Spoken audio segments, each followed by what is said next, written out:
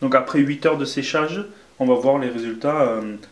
Donc on va voir pour les différents fruits comment ils ont séché. Donc là on a utilisé que le séchage traditionnel avec le ventilateur et la résistance chauffante. Pour l'instant on n'a pas utilisé l'infrarouge.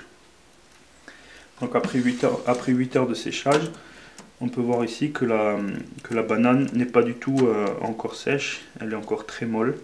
Donc même les tranches qui sont fines, ils ont encore besoin de pas mal d'heures de séchage. Donc on dirait, on va mettre encore pour 10 heures. Ici la pomme, voilà, la pomme elle est bien sèche, elle se détache bien facilement. Donc ça, tout ça c'est bon. La poire, les petits morceaux ici sont très bons. Les morceaux un peu plus épais comme ça sont encore un peu mous et donc il faudra les sécher quelques heures de plus.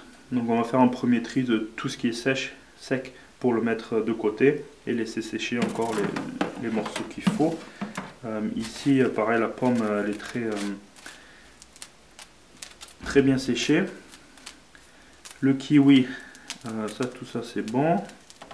Certains morceaux qui sûrement étaient un peu plus épais au départ sont encore un peu mous et on voit encore qu'il y a encore de la chair de kiwi un peu à l'intérieur qui n'est pas sèche.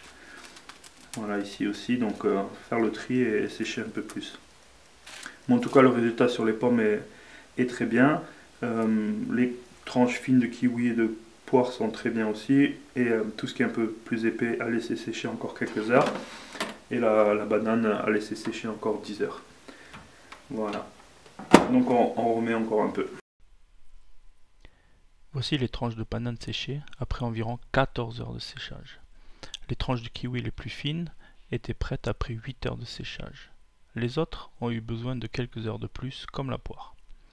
Toutes les tranches de pommes étaient bien sèches après 8 heures de séchage. Tous ces résultats étaient pour un séchage en mode standard. Nous avons séché les mêmes fruits en mode infrarouge. Voici le résultat pour la pomme et la banane. Visuellement, on note qu'une légère différence de couleur avec les fruits séchés en mode infrarouge, qui est un peu plus foncé, un peu plus brun que ceux séchés en mode standard. Au goût, on ne sent pas trop de différence. Donc sur les tests que nous avons faits sur les différents fruits, on note aucune différence réelle entre ces deux modes. Le constructeur recommande la pêche, la tomate et de la viande pour le mode infrarouge. Donc on va tester ces fruits lorsqu'ils seront en saison et la viande prochainement.